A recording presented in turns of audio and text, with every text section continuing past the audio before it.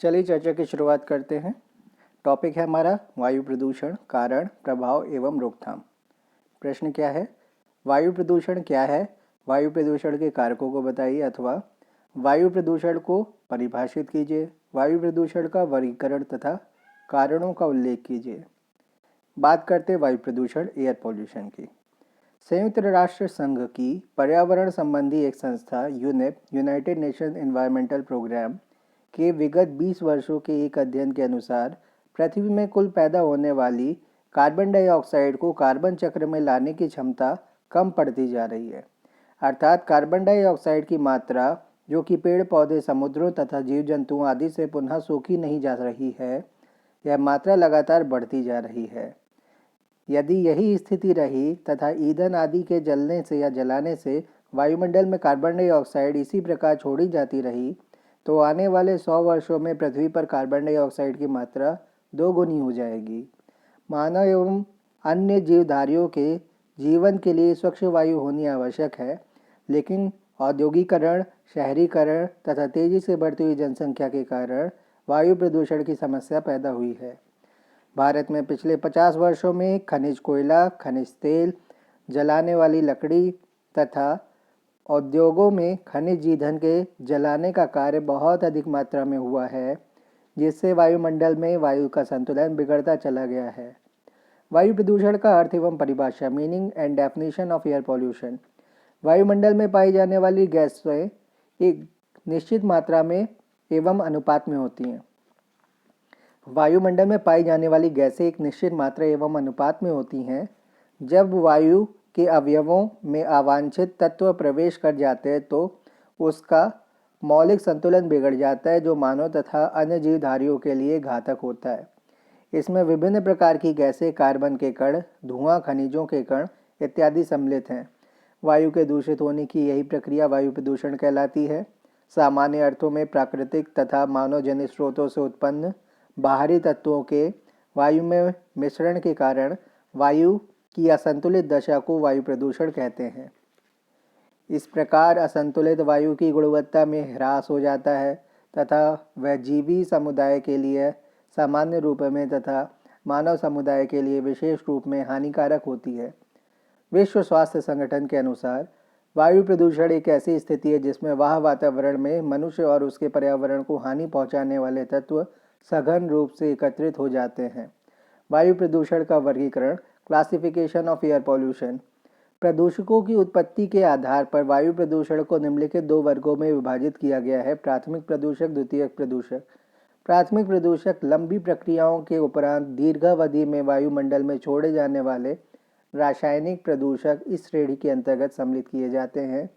द्वितीयक प्रदूषक वायुमंडल में 2 प्रदूषकों द्वारा अथवा एक ही प्रदूषक के आपस में प्रतिक्रिया के फलस्वरूप उत्पन्न प्रदूषण इस श्रेणी के अंतर्गत सम्मिलित हैं। यह प्रतिक्रिया फोटोकेमिकल और गैर फोटोकेमिकल के द्वारा उत्पन्न होती है। वायु प्रदूषण के स्रोत एवं कारण, sources and causes of air pollution. वायु प्रदूषण के स्रोतों एवं अन्य कारणों को उनकी प्रकृति के आधार पर निम्नलिखित 2 वर्गों के अंतर्गत विभाजित किया गया है। वायु प्रदूषण के प्राकृतिक स्रोत एवं कारण, physical sources and causes of air pollution. कुछ प्राकृतिक क्रियाओं के फलस्वरूप भी वायु प्रदूषण होता है, यद्यपि यह सीमित एवं क्षेत्रीय होता है। इसमें ज्वालामुखी का उद्गार एक प्रमुख प्राकृतिक क्रिया है, जिसमें विस्फोट के क्षेत्र का वायुमंडल प्रदूषित हो जाता है। ज्वालामुखी उद्गार के समय विशाल मात्रा में धुआं, राख और चट्टानों के टुकड़े एवं विभिन्न प्रकार की गैसें तीव्र गति से वायुमंडल में प्रवेश करती है और वहां प्रदूषण में वृद्धि हो जाती है। यदि यह उद्गार सीमित समय तक होता तो प्रदूषण भी कम होता, और यदि लगातार चलता रहता तो अधिक प्रदूषित होता है। इसी प्रकार उद्गार की शक्ति पर भी प्रदूषण की मात्रा निर्भर करती है। वन क्षेत्रों में लगने वाली आग, जो कि कभी कभी हजारों वर्ग किलोमीटर क्षेत्र में फैल जाती है, उससे भी वायु प्रदूषण होता है, क्योंकि इससे धुआं और राख के कण विस्तीर्ण हो जाते हैं। इस प्रकार की आग घास के मैदानों में लग जाती है तथा तेज हवाओं और आंधी तूफान से धूल के जो कण वायुमंडल में फैलते हैं वो प्रदूषण का कारण बनते हैं। वायु प्रदूषण के मानवीय स्रोत एवं कारण, human sources and causes of air pollution. यह कहना अतिशयोक्ति ना होगा या यह कहना अतिशयोक्तिपूर्ण ना होगा कि मानव ने अपनी विभिन्न क्रियाओं के द्वारा वायुमंडल या वायु को अत्यधिक मात्रा में प्रदूषित किया है और करता जा रहा है। ऊर्जा के विविध उपयोग, उद्योग, परिवहन, रसायनों के प्रयोग में वृद्धि आदि ने जहां मानव को अनेक सुविधाएं प्रदान की हैं, वहीं वायु प्रदूषण के रूप में संकट को भी जन्म दिया है। वायु प्रदूषण के विभिन्न मानवीय स्रोतों को निम्नलिखित प्रकारों में वर्गीकृत किया गया है। दहन क्रियाओं के द्वारा वायु प्रदूषण। मनुष्य अपनी विभिन्न आवश्यकताओं की पूर्ति के लिए ऊर्जा का उपयोग करता है। अपनी प्रारंभिक आवश्यकता भोजन तैयार करने से लेकर उद्योगों को चलाने, विद्युत उत्पादन करने, वाहनों को परिचालित करने आदि कार्यों के लिए ऊर्जा का उपयोग करता है और इस क्रिया से विभिन्न प्रकार की गैसें एवं सूक्ष्म कण वायु में प्रविष्ट होकर उसे प्रदूषित कर देते हैं। दहन क्रिया में प्रमुख रूप से घरेलू कार्यों में दहन, वाहनों में दहन एवं ताप विद्युत हेतु दहन आदि शामिल हैं। इनसे निम्नलिखित प्रकार से वायु प्रदूषण होता है। घरेलू कार्यों में दहन। नियमित घरेलू कार्यों जैसे भोजन बनाने, पानी गर्म करने आदि में ईंधन जैसे लकड़ी, कोयला, गोबर के कंडे, मिट्टी का तेल, गैस आदि का उपयोग किया जाता है। इस जलाने की क्रिया में carbon dioxide, carbon monoxide, sulphur dioxide आदि गैसें उत्पन्न होती हैं जो कि वायु को प्रदूषित करती हैं। इस दहन क्रिया में ऑक्सीजन का उपयोग होता है, अतः वायु में ऑक्सीजन की मात्रा कम हो जाती है। अपूर्ण दहन के फलस्वरूप अनेक हाइड्रोकार्बन तथा साइक्लिक पायरीन यौगिक भी पैदा होता है जो कि वायु प्रदूषण का कारण है। भारत जैसे विकासशील देश में परंपरागत ईंधन जैसे लकड़ी, गोबर, खेतों का कचरा, झाड़ियाँ, घास फूस आदि का उपयोग घरेलू कार्यों में अधिकांशतः किया जाता है, अतः यहाँ वायु अपेक्षाकृत अधिक तीव्र प्रदूषित होती है। वाहनों में दहन। वर्तमान समय में परिवहन के क्षेत्र में अत्यधिक प्रगति हुई है। फलस्वरूप तीव्रगामी परिवहन के साधन यथा car, motor, truck, scooter, motorcycle, diesel चलित रेल, वायुयान आदि की संख्या में अभूतपूर्व वृद्धि न केवल विकसित देशों में अपितु विकासशील देशों में भी हुई है। इससे जहां आज दूरियां सिमट कर रह गई हैं, वहीं वायु प्रदूषण का संकट दिन प्रतिदिन गहराता जा रहा है। समस्त ऊर्जा चालित वाहनों में आंतरिक दहन से शक्ति प्राप्त होती और साथ ही में धुआं निकलता है जो कि विषैली गैसों एवं हानिकारक प्रदूषक या प्रदूषण तत्वों से युक्त होता है। ताप विद्युत ऊर्जा दहन। यहाँ या जहाँ कोयले को जलाकर ताप ऊर्जा प्राप्त की जाती है, वहाँ वायु प्रदूषण का खतरा अधिक हो जाता है क्योंकि इस प्रक्रिया में अत्यधिक मात्रा में कोयला जलाया जाता है। फलस्वरूप प्रदूषण फैलाने वाली गैसें जैसे सल्फर डाइऑक्साइड, कार्बन डाइऑक्साइड तो वायुमंडल में फैलती ही हैं। इसके अलावा कोयले की राख एवं कार्बन के सूक्ष्म कण इसके चारों तरफ के वायुमंडल में फैल जाते हैं। एक 200 मेगावाट के ताप विद्युत केंद्र में कम गंधक वाला कोयला जलने पर भी लगभग 50 टन सल्फर डाइऑक्साइड और उससे भी अधिक राख फैलती है। राजस्थान में कोटा शहर में स्थापित ताप विद्युत केंद्र से विगत वर्षों में शहर का पर्यावरण अत्यधिक प्रदूषित हो रहा है। अन्य दहन क्रियाएं। उपर्युक्त दहन क्रियाओं के अलावा अवशिष्ट कचरे को जलाया जाना, आतिशबाजी, आग्नेय अस्त्रों का परीक्षण आदि से भी वायु प्रदूषण में वृद्धि होती है। उद्योगों द्वारा वायु प्रदूषण।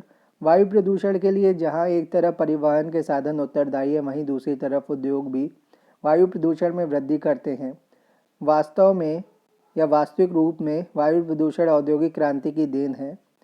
उद्योगों में एक तरफ दहन क्रिया होती है तो दूसरी तरफ विविध पदार्थों का धुआं जो कि औद्योगिक चिमनियों से निकलकर वायुमंडल में विलीन हो जाता है तथा जिसका परिणाम वायु प्रदूषण होता है।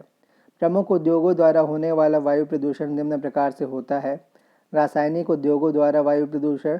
रासायनिक उद्योगों से निकलने वाली गैस न केवल वायु प्रदूषण फैलाती है अपितु कभी कभी असावधानी के कारण मृत्यु का कारण भी बन जाती है, जैसा कि 2 व 3 दिसंबर 1984 में भोपाल में गैस रिसाव से हुआ था। इसमें अमेरिका की यूनियन कार्बाइड कंपनी के भोपाल स्थित कीटनाशक बनाने के कारखाने में आइसोमिथाइल आइसोसाइनाइड गैस का रिसाव हुआ जो कि पानी के साथ मिलकर सल्फ्यूरिक एसिड बनाती है। इस विषैली गैस के रिसाव ने भोपाल के एक भाग में 3,000 से भी अधिक व्यक्तियों को मृत कर दिया और हजारों की संख्या में लोग आज भी अंधेपन, श्वास, चर्म रोग आदि बीमारियों से ग्रसित हैं। जीवनाशी रसायनों के उपयोग से वायु प्रदूषण। हानिकारक जीवों से बचाव हेतु जब पौधा सुरक्षा रसायनों का छिड़काव किया जाता है, पौधे पर सुरक्षा रसायन छिड़के जाते हैं तो उसकी कुछ मात्रा मिट्टी में मिल जाती है, लेकिन कुछ मात्रा वातावरण में ही रह जाती है। कुछ कृषि रक्षा रसायन ऐसे होते हैं जो अधिक तापमान होने पर अथवा नमी के संपर्क में आने पर वाष्पित होने लगते हैं तथा वायुमंडल में विसरित होकर हवा को प्रदूषित कर देते हैं। जिन क्षेत्रों में इन रसायनों के छिड़काव के लिए हेलीकॉप्टर का उपयोग किया जाता है, वहाँ वायुमंडल में प्रदूषण की समस्या अधिक रहती है। कृषि कार्यों के द्वारा वायु प्रदूषण। वर्तमान समय में कृषि की समस्या से भी वायु प्रदूषण होने लगा है। यह प्रदूषण कीटनाशक दवाओं के अत्यधिक प्रयोग से हो रहा है। कृषि में विभिन्न प्रकार की बीमारियों को रोकने के लिए विषैली दवाओं का छिड़काव किया जाता है। कभी कभी यह छिड़काव हेलीकॉप्टर या छोटे विमानों द्वारा या ड्रोनों के द्वारा भी किया जाता है। इस प्रकार के छिड़काव से रसायन वायु में समाहित हो जाते हैं। इनसे अनेक दवाएं जो कि डीडीटी से उत्पन्न होती हैं, स्वास्थ्य के लिए अत्यधिक हानिकारक होती हैं तथा उनसे अनेक बीमारियां होती हैं या हो जाती हैं। इस प्रकार अनेक बार खेतों में फसल निकालने के पश्चात बचे हुए भाग को जला दिया जाता है। इससे भी वायु प्रदूषण होता है। विलायकों के प्रयोग द्वारा वायु प्रदूषण। अनेक प्रकार के पेंट, स्प्रे, पॉलिश आदि करने के लिए जिन विलायकों का प्रयोग किया जाता है वे हवा में फैल जाते हैं, क्योंकि इनमें हाइड्रोकार्बन पदार्थ होते हैं और वे वायु को प्रदूषित कर देते हैं। विभिन्न रसायनशालाओं में भी विलायकों का प्रयोग होता है, जो कि प्रयोग के समय कभी कभी असावधानी से वायु में पहुंचकर उसे प्रदूषित कर देते हैं। रेडियोधर्मिता द्वारा वायु प्रदूषण।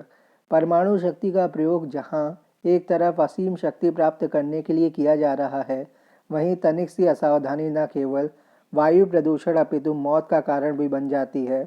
आज विश्व के अनेक देशों में ऊर्जा प्राप्त करने के लिए परमाणु संयंत्र लगे हुए हैं। यद्यपि इनमें पर्याप्त सुरक्षा प्रबंध किए जाते हैं ताकि परमाणु ईंधन या रेडियोधर्मी पदार्थ बाहर न जाने पाएँ, किंतु तकनीकी व मानवीय कारण से कभी कभी रेडियोधर्मिता बाहर निकल जाती है। पूर्व सोवियत संघ जैसे देश में चेरनोबिल परमाणु संयंत्र से गैस के रिसाव से हजारों की संख्या में व्यक्तियों की मौत या व्यक्ति मौत के मुंह में चले गए थे। यही नहीं, जब परमाणु बमों का परीक्षण किया जाता है तो परमाणु धूलि वायुमंडल में पहुंच जाती है। हिरोशिमा और नागासाकी नगरों पर गिराए गए परमाणु बमों से वहां का वायुमंडल इतना अधिक प्रदूषित हो गया है कि उसके कतिपय अवशेष आज भी देखे जा सकते हैं, उसके दुष्परिणाम भी देखे जा सकते हैं। निष्कर्ष। उपर्युक्त विवेचन से स्पष्ट है कि मानव ने उद्योग, परिवहन, ऊर्जा आदि के क्षेत्रों में जो प्रगति की, उसका प्रत्यक्ष या अप्रत्यक्ष प्रभाव वायु प्रदूषण के रूप में हो रहा है। यह संकट आज संपूर्ण विश्व में गहराता जा रहा है। अगला प्रश्न है, वायु प्रदूषण के दुष्प्रभावों व निवारण के उपायों पर एक भौगोलिक निबंध लिखिए। वायु प्रदूषण के दुष्प्रभाव। Harmful effect of air pollution. वास्तव में वायु प्रदूषण वर्तमान समय की औद्योगिक एवं तकनीकी सभ्यता की एक ऐसी देन है जो कि न केवल पारिस्थितिकी तंत्र को असंतुलित बनाकर विभिन्न हानिकारक प्रभाव उत्पन्न कर रहा है, अपितु मानव एवं अन्य जीवों तथा वनस्पति आदि के लिए भी संकट का कारण बनता जा रहा है। वायु प्रदूषण के द्वारा पड़ने वाले प्रमुख दुष्प्रभाव निम्नलिखित हैं। मानव स्वास्थ्य पर प्रभाव, इफेक्ट्स ऑन ह्यूमन हेल्थ। मानव अपने जीवन को बनाए रखने के लिए औसतन 8,000 लीटर वायु अंदर या बाहर करता है। अतः यदि वायु में अशुद्धि है अथवा उसमें प्रदूषक तत्वों का समावेश है तो वह श्वास के द्वारा शरीर में पहुंचकर विभिन्न प्रकार से शरीर को प्रभावित करती है तथा भयंकर रोगों का कारण बन जाती है। वायु प्रदूषण का सबसे अधिक प्रभाव मनुष्य के श्वसन तंत्र पर पड़ता है, क्योंकि श्वास के साथ ग्रहण की गई वायु रक्त प्लाज्मा में घुलती नहीं अपितु हीमोग्लोबिन के साथ मिलकर संपूर्ण शरीर में भ्रमण करती है। वायु में प्रदूषण वाली कणिकाएं आदि आकार में कुछ बड़ी होती हैं तो वे नासिका द्वार पर रुक जाती हैं, लेकिन अति सूक्ष्म कणिकाएं फेफड़ों तक पहुंच जाती हैं और शरीर के विभिन्न भागों में पहुंचकर रोगों का कारण बन जाती हैं। प्रदूषित वायु से श्वास संबंधी रोग जैसे ब्रोंकाइटिस, बिलनोसिस, गले का दर्द, निमोनिया, फेफड़े का कैंसर आदि रोग हो जाते हैं। वनस्पति पर प्रभाव, इफेक्ट्स ऑन वेजिटेशन, वनस्पति पर प्रभाव। वायु प्रदूषण का वनस्पति पर भी विपरीत प्रभाव पड़ता है, विशेष रूप से अम्लीय वर्षा, धूम, कोहरा, ओजोन क्षरण, carbon monoxide, sulphur dioxide, fluoride आदि का विपरीत प्रभाव पड़ता है। वायु प्रदूषण के कारण पौधों को कम प्रकाश मिलता है तथा उनकी फोटोसिंथेसिस क्रिया पर विपरीत प्रभाव पड़ता है। जो पौधे धूम कोहरे के क्षेत्र में पनपते हैं उनका विकास कम होता है। रासायनिक धूम कोहरे के कारण उत्पन्न ओजोन और नाइट्रेट ऑक्साइड वनस्पति के लिए अत्यधिक हानिकारक होते हैं। इससे उनकी पत्तियां विकृत एवं सफ़ेद होकर गिरने लगती हैं। इस प्रकार सौंदर्यवर्धक फूल एवं पौधे वायु प्रदूषण से संवेदनशील होते हैं। वायु प्रदूषण से वृक्ष, सब्जियां, फल फूल आदि सभी प्रभावित होते हैं। सल्फर डाइऑक्साइड से पत्तियां रंगहीन हो जाती हैं तथा काली पड़कर नष्ट होने लगती हैं। अधिक वायु प्रदूषण के क्षेत्र में पौधे परिपक्व नहीं हो पाते, कलियां मुरझा जाती हैं तथा फल भी पूर्ण विकसित नहीं हो पाते। वाहनों से निकलता हुआ धुआं वनस्पति के लिए हानिकारक होता है। इसी प्रकार धातु उद्योगों जैसे जिंक स्मेल्टर, तांबा स्मेल्टर आदि से निकले धुएं कण वनस्पति पर विपरीत प्रभाव डालते हैं। कुछ पौधे इस प्रकार के भी होते हैं जिनको प्रदूषण सूचक पौधों के नाम से जाना जाता है। इन पौधों पर प्रदूषण के चिन्ह स्पष्ट रूप से दिखलाई देते हैं, जिनसे प्रदूषण का पता चलता है। इस प्रकार के पौधों में साल्विया, डहलिया, चीड़, बरगद, जीनिया और ग्लेड्यूलस आदि प्रमुख होते हैं। जीव जंतुओं पर प्रभाव, effects on animals and insects. मानव के समान पशुओं तथा अन्य जीव जंतुओं पर भी वायु प्रदूषण का हानिकारक प्रभाव पड़ता है। जीव वायु ग्रहण करते हैं अतः प्रदूषण से विषाक्त पदार्थ शरीर में पहुंच जाते हैं जो कि हानिकारक होते हैं। पशुओं द्वारा खाए जाने वाले चारे पर क्लोराइड यौगिक के गिरने से वे उनके शरीर में पहुंचकर हड्डियों तथा दांतों में फ्लोरोसिस कर देते हैं। अनेक प्रकार के कीट जैसे मधुमक्खी, शलभ प्रदूषण से मर जाते हैं। पक्षियों पर भी वायु प्रदूषण का विपरीत प्रभाव देखने में आता है। अन्य प्रभाव, अदर इफेक्ट्स।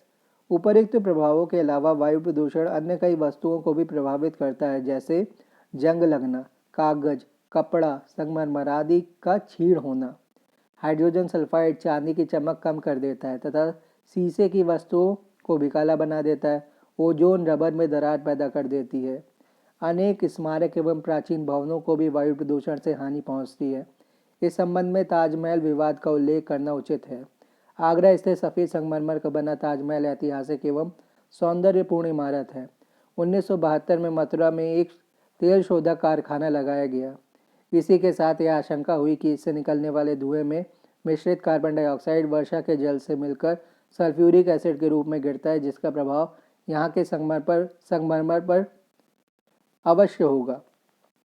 इस संबंध में एक कमेटी भी नियुक्त की गई और वैज्ञानिकों ने भी अपने विचार प्रस्तुत किए, लेकिन इस आशंका को निर्मूल नहीं माना जा सकता है क्योंकि बात मथुरा की और ताजमहल आगरा में है, तो बहुत सारे विवाद भी हैं इसमें।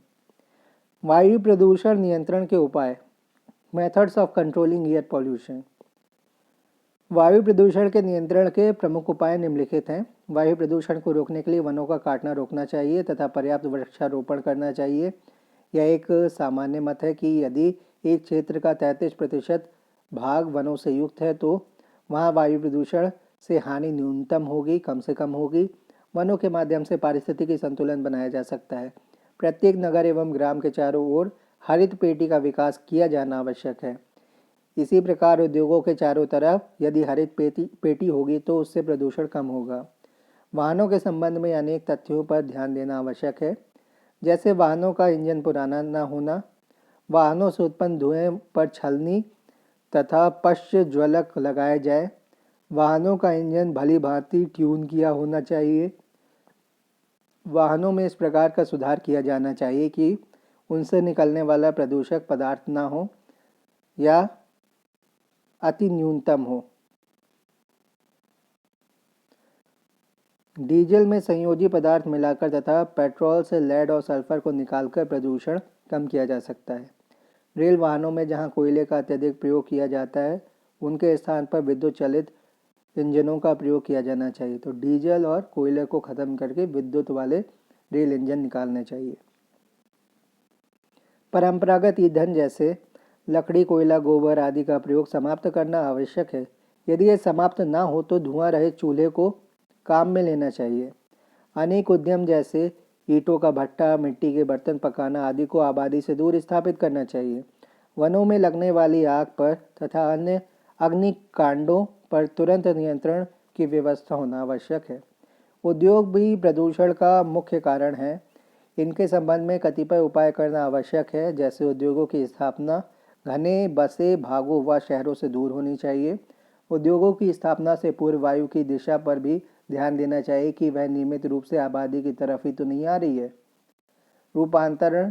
रूपांतर के द्वारा प्रदूषकों का नियंत्रण किया जा सकता है। अनेक रासायनिक क्रियाओं के द्वारा हानिकारक रसायनों की प्रकृति को बदला जा सकता है।